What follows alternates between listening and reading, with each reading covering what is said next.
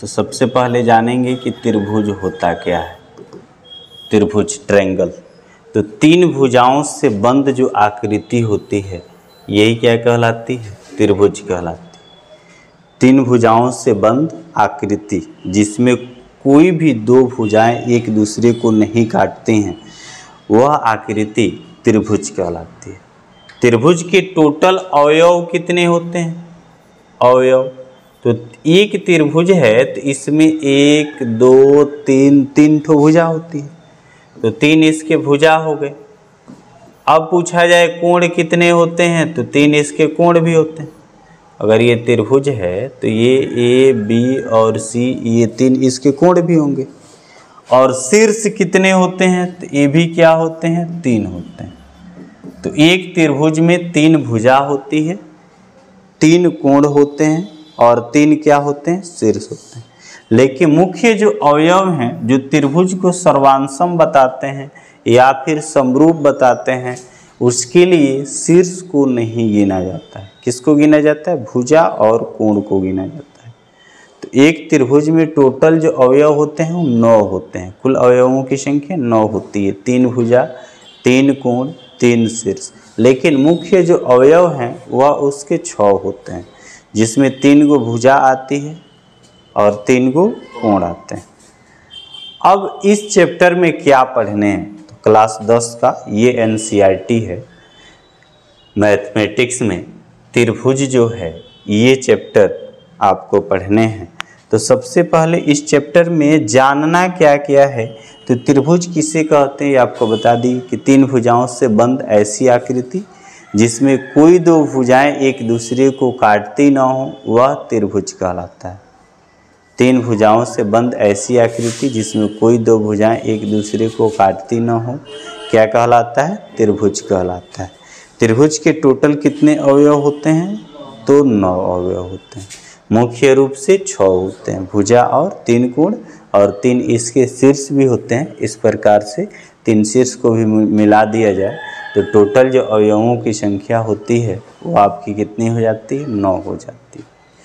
ठीक, तो त्रिभुज। अब त्रिभुज में समरूप आकृतियाँ क्या होती हैं, पुनः सर्वांशम आकृतियाँ क्या होती हैं, ये सब इस चैप्टर में आपको पढ़ने हैं। चलिए, तो त्रिभुज में समरूप आकृति क्या होते हैं, सर्वांशम आकृति क्या होते हैं, ये आपको जानना है। तो त्रिभुज में समरूप आकृतियाँ क्या होती हैं? क्या होती हैं? समरूप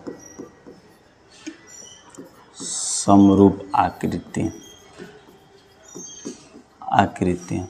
तो समरूप आकृतियाँ पूछा जाए किसे कहते हैं, तो समरूप आकृतियाँ ऐसी दो आकृतियाँ जिसकी रूप यानी शेप एक तरह का हो क्या कहलाते हैं? समरूप कहलाते हैं। समरूप आकृति का मतलब क्या है? साइज से कोई मतलब नहीं, साइज बड़ा हो छोटा हो कोई दिक्कत नहीं है, एक ही रूप के होने चाहिए। जैसे कि ये आपका एक वृत्त है, चलिए दूसरा एक वृत्त ले लीजिए, सेकेंड एक और वृत्त ले लीजिए, थोड़ा इससे छोटा या बड़ा ले लीजिए, इस साइज के ले लीजिए, तो एक ही रूप के हैं, वृत्ताकार है। अगर इसकी जो त्रिज्या है यह मान ली जाए कि 5 सेंटीमीटर है और इसकी जो त्रिज्या है यह 3 सेंटीमीटर है, साइज बड़े या छोटे हैं परंतु हैं किस रूप के? एक ही रूप के। तो इस तरह की आकृतियाँ क्या कहलाती हैं? समरूप कहलाती हैं। दोनों क्या कहलाएंगे आपके? तो ये समरूप कहलाएंगे। चलिए, इसी के साथ अगर हम वर्ग को ले लें, स्क्वायर को ले लें, यहाँ पर एक साइज ले लीजिए, दूसरा साइज एक वर्ग का एक और ले लीजिए, चलिए एक और वर्ग ले लीजिए, साइज में बड़ा हो या छोटा हो कोई दिक्कत नहीं। इस वर्ग की जो भुजा मानिए, ये वर्ग ए बी सी और डी हो गया, तो भुजाएं A B B C C D और डी हो गई। इसको क्या करिए? पी क्यू आर और एस मानिए, तो इसकी भुजाएं कौन सी हो गई? पी क्यू हो गई, क्यू आर हो गई, आर एस और एस पी या पी एस हो गई। अगर इस वर्ग की जो भुजा है यह मान लीजिए 6 सेंटीमीटर है, इस वर्ग की जो भुजा है ये 4 सेंटीमीटर, सभी 4 ही सेंटीमीटर होगी। तो ये दोनों आकृतियां भी क्या कहलाएंगी? समरूप कहलाएंगी, समरूप कहलाएंगी। तो समरूप से क्या समझे कि दो आकृति ऐसी जिसका रूप एक समान हो, शेप एक समान हो, क्या कहलाते हैं? समरूप कहलाते हैं। ऐसी दो आकृतियां जिसका रूप यानी बनावट जो है वह एक समान हो, क्या कहलाती हैं? समरूप आकृतियां कहलाती हैं। जैसे कि सभी जो वृत्त होते हैं क्या होते हैं? समरूप होते हैं। सभी वर्ग समरूप होते हैं, सभी वृत्त समरूप होते हैं, चाहे उसकी त्रिज्या जो भी हो। वृत्त है तो समरूप होगा। दो अगर जो वर्ग हैं वो भी क्या होंगे? समरूप होंगे। प्रश्नावली 6.1 है, बोल रहा है कि पुस्तकों में दिए गए शब्दों में से सही शब्दों का प्रयोग करते हुए रिक्त स्थानों को भरना है। सभी वृत्त होते हैं, तो अभी समझाएं कि सभी वृत्त जो होंगे वे आपके समरूप होंगे। क्या कहलाएंगे? समरूप। तो इसमें क्या भराएगा? समरूप भराएगा कि सभी वृत्त क्या होते हैं? समरूप होते हैं। ठीक है, अगले प्रश्न पर आगे बढ़िए। अच्छा, सर्वांशम कब होंगे? दो वृत्त तो समरूप होते हैं, ठीक है, लेकिन सर्वांशम कब होंगे? सर्वांशम भी दिया है। तो दो वृत्त हमेशा समरूप होते हैं, चाहे उनकी त्रिज्या जो भी हो। सर्वांशम होने के लिए दोनों की त्रिज्याएं एक समान होनी चाहिए। दो वृत्त सर्वांशम तब होंगे जब दोनों की त्रिज्या बराबर होगी। त्रिज्या बराबर हो तो भी समरूप है, नहीं बराबर हो तो भी समरूप है। लेकिन सर्वांशम के लिए दोनों की त्रिज्या बिल्कुल बराबर होनी चाहिए, तब जा कर के हम क्या बोलेंगे? सर्वांशम बोलेंगे। समरूप होने के लिए त्रिज्या जो भी हो समरूप होंगे, लेकिन सर्वांशम के लिए त्रिज्या हमेशा बराबर होनी चाहिए। चलिए अगले प्रश्न पर बढ़ते हैं। दूसरा देखिए, लिखा है कि सभी वर्ग होते हैं। तो सभी वर्ग भी क्या समझाया गया है आपको कि सभी जो वर्ग होते हैं वह भी समरूप होते हैं। सभी वर्ग समरूप होते हैं। सर्वांशम तब होंगे जब इनकी भुजाएं बराबर होंगी। सभी त्रिभुज समरूप होते हैं। तो कौन से त्रिभुज? तो समद्विबाहु नहीं, समबाहु त्रिभुज। क्या भरा जाएगा? समबाहु। और समबाहु त्रिभुज ऐसे त्रिभुज होते हैं जिनकी तीनों भुजाएं बराबर हो, दूसरे की भी फिर तीनों भुजाएं बराबर हो, तब दोनों त्रिभुज क्या कहलाएंगे? तो वह समरूप त्रिभुज कहलाएंगे। चौथा देखिए, लिखा है भुजाओं की समान संख्या वाले दो बहुभुज समरूप होते हैं यदि उनके संगत कोण बराबर होने चाहिए। संगत कोण बराबर होने चाहिए तथा उनकी संगत जो भुजाएं हैं ये समानुपाती होनी चाहिए, समानुपाती होनी चाहिए। बुक में ही यहाँ पर ये दिए गए हैं, उसी में से शब्दों को चुन करके आपको रिक्त स्थानों को भरना है। ठीक है, नेक्स्ट प्रश्न पे आगे बढ़ेंगे। पहले वाले में टोटल कितने प्रश्न थे? तो 4 प्रश्न दिए गए थे। इसके बाद से अगला क्वेश्चन निम्नलिखित, दूसरा निम्नलिखित युग्मों के 2 भिन्न भिन्न उदाहरण दीजिए। कौन सी आकृति के उदाहरण देने हैं? तो यहाँ देखिएगा लिखा है कि समरूप आकृतियाँ। तो सभी वृत्त समरूप होते हैं, सभी वर्ग भी क्या होते हैं? समरूप होते हैं। तो कोई भिन्न भिन्न उदाहरण देना है। कितने उदाहरण लिखने हैं? 2 उदाहरण लिखने हैं। तो इसके सॉल्यूशन में यानी उदाहरण में सब 2 उदाहरण लिखने हैं समरूप आकृतियों के। तो पहला लिख लीजिएगा कि सभी वर्ग समरूप होते हैं, समरूप होते हैं। एक और उदाहरण दे दीजिए। तो सभी वृत्त भी समरूप होते हैं, सभी वृत्त समरूप होते हैं। सभी वर्ग समरूप होते हैं, सभी वृत्त भी समरूप होते हैं, और सभी समबाहु त्रिभुज भी समरूप होते हैं। इसी तरह से दूसरा देखिए, सेकेंड नंबर लिखा है कि ऐसी आकृति जो समरूप नहीं है। तो समरूप आकृति में कौन कौन से आकृतियां आएंगी?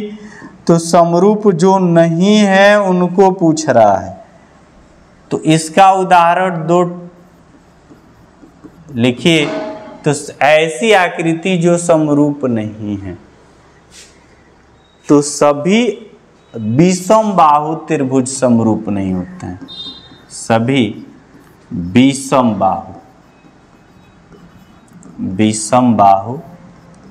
त्रिभुज समरूप नहीं होते हैं, समरूप नहीं होते हैं। और क्या उदाहरण दे सकते हैं? 2 उदाहरण पूछ रहे हैं। तो सभी समद्विबाहु त्रिभुज जिसकी 2 भुजाएं बराबर, समद्विबाहु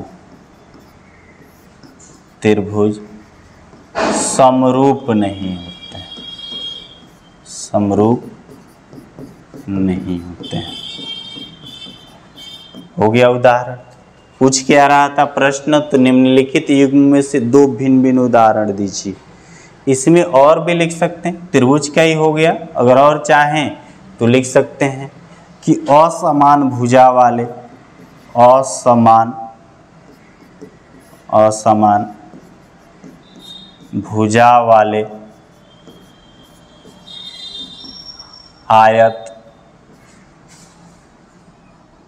आयत समरूप नहीं होते, समरूप नहीं होते हैं।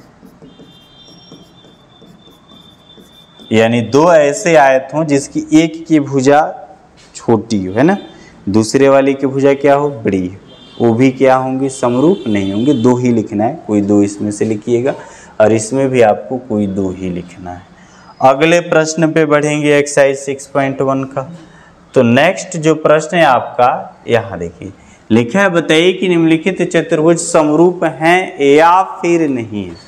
तो दोनों आपके चतुर्भुज बनाए गए हैं, बताना है कि समरूप है या नहीं है। तो भुजाएं तो अनुपातिक हो जाएंगी, सबको डबल करके लिखा गया है, 1.5 है, 3 लिखा गया है, लेकिन समरूप नहीं है। क्यों नहीं है? क्योंकि इसके कोण बराबर नहीं, ये 90 अंश से अधिक है, 90 अंश से कम है, जबकि इसमें सभी जो बनाए गए हैं वह सभी 90 अंश बनाए गए हैं। तो क्या लिखा जाएगा इसके हल में? आप क्या लिखेंगे? तो लिखेंगे कि नहीं, ये दोनों चतुर्भुज समरूप नहीं है। ये चतुर्भुज समरूप नहीं है, समरूप नहीं है। आखिर क्यों समरूप नहीं है? क्योंकि दोनों के कोण भिन्न भिन्न हैं, क्योंकि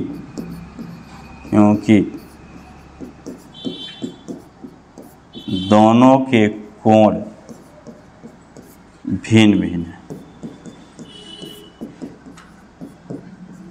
भिन्न भिन्न है, इसलिए आकृति क्या है, समरूप नहीं है। तो ये प्रश्न थे एक्सरसाइज 6.1 में। टोटल 3 प्रश्न दिए गए थे जो आपको इस वीडियो में बता दिया गया है, इसको नोट कर लेंगे। जब पूछे समरूप आकृतियाँ किसे कहते हैं तो क्या बताइएगा? ऐसी आकृतियाँ जिसकी ठीक संरचना एक जैसी हो, क्या कहलाएंगे? समरूप आकृतियाँ कहलाती हैं। उदाहरण बताएं। आगे पढ़ना है सर्वांशम आकृतियाँ, थेल्स नियम।